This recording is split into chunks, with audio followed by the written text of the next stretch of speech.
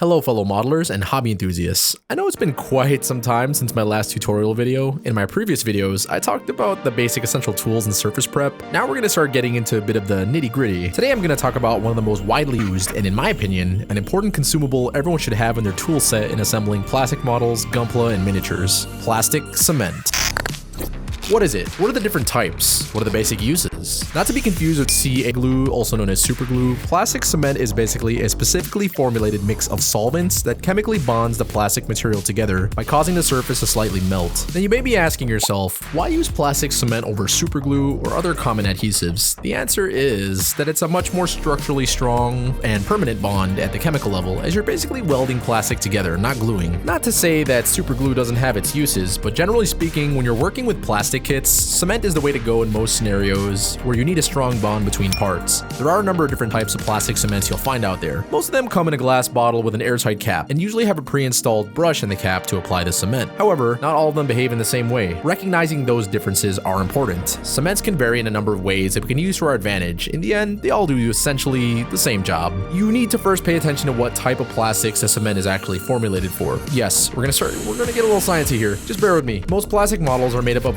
PS, aka polystyrene, and most hobby-grade plastic cements out there are formulated to react to polystyrene. It's important to recognize what materials your model kit is actually made of, as many plastic kits like gunpla, for example, will usually have a mix of different plastic materials that don't always react to the same solvents in certain plastic cements, so recognizing this is important as there's a possibility you can also damage parts using the wrong solvents on the wrong material. For example, you might run into something like ABS, polyethylene, acrylic, resin, and so forth. The majority of plastic kits out there are mostly made up of PS, but if you're ever unsure, most manufacturers will actually tell you in the manual or box of your kit, so you can identify what the materials of your kit are actually made up of. Bandai, for example, does this in most of their kits now. This is usually found in the manual where all the runners are laid out and listed, but if you're ever unsure, try using some cement on scrap pieces of runner or sprue to test how it reacts. The other factor is viscosity, basically fluidity, or more plainly how thin or thick the cement is. Having thicker or higher viscosity cement allows us lower surface tension, so it's not running all over the place. This also gives us more control and precision of how much and where we want to apply it, and usually a longer working time.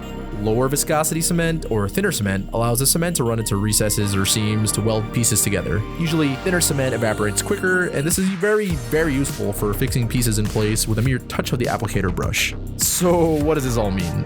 Basically, just use the right cement for the right job. I have a couple of different cements at my bench that I like to have at the ready. Let's briefly go over all of these, their different properties, and what I use them for. I'd also like to point out, please exercise proper safety when handling strong chemicals. You really don't want to breathe in the fumes too much and spill any on your bare skin. So when possible, please work in a well-ventilated area. Use gloves and maybe even a respirator when needed. First, let's talk about the Tamiya cements. Here in front of me, I have the regular, the extra thin, and the extra thin quick setting. From context clues alone, you can already guess what each one does and how they behave based on what I've already said.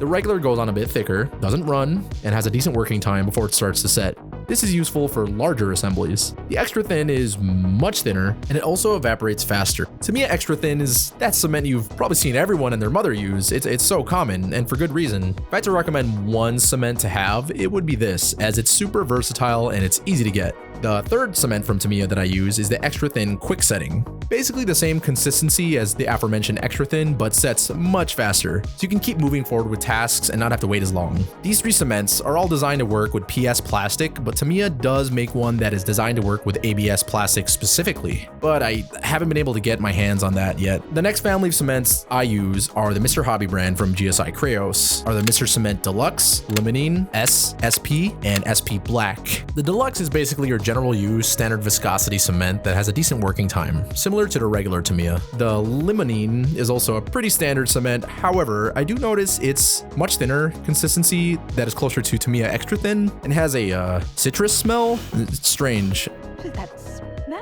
Anyway, they also make this in a pen type applicator, but I've never tried those. Moving on, the S cement is almost a direct equivalent to the Tamiya extra thin in terms of viscosity, but I've noticed it dries and sets much quicker, and in my opinion has a nicer applicator brush. The Superpower, or SP, is like an upgraded version of the S, as it dries and sets much faster and seems to have the strongest bond. I haven't done any stress tests, but charts on the GSI Craos website claim this. Lately, this is becoming my go-to cement for seam line removal. More on that in a moment. Finally, SPB, or SP Black, is exactly the same as a regular SP cement, but with black pigment mixed in there to allow you to see where the cement is coming in contact with the material, as well as the melted plastic squeeze out. All of these cements seemingly are designed to work with PS, and that's all I've really used them on. However, I have heard that the SP series does work on some ABS, but I've never confirmed this for myself or attempted on ABS with these, so take from that what you will. That being said, when I do need to cement ABS parts, recently I picked up this bottle of Plastruct. This is a good, general use cement that claims to work on ABS, styrene, butyrate, and acrylic. However, I've only ever used this on ABS and polystyrene, and it seemed to work well for me. The viscosity is something between regular Tamiya and extra thin Tamiya. It also evaporates quite fast, so in some cases, you may have to be generous with laying this stuff down. Those are all the cements I own and have experience using as of the making of this video. That being said, let me show you how I actually use cement when I'm building plastic models.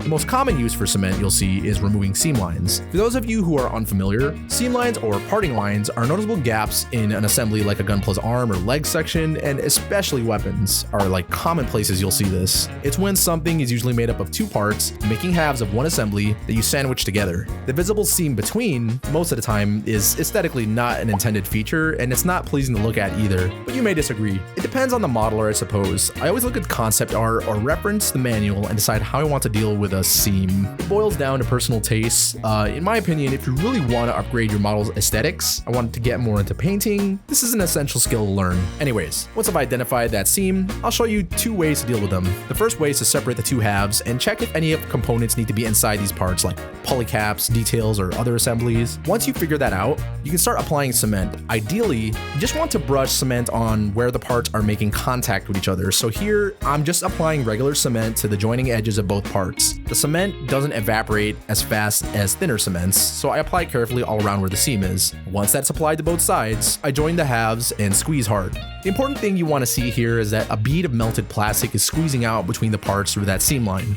taking care to avoid any gaps, as that will just be more work later. Additionally, to keep even pressure and prevent that seam from opening while the cement cures, you can use mini clamps, masking tape, or even rubber bands to hold those pieces together. Some say to wait a couple hours, but I always let the parts sit for a day to really ensure a nicely cured and bonded piece.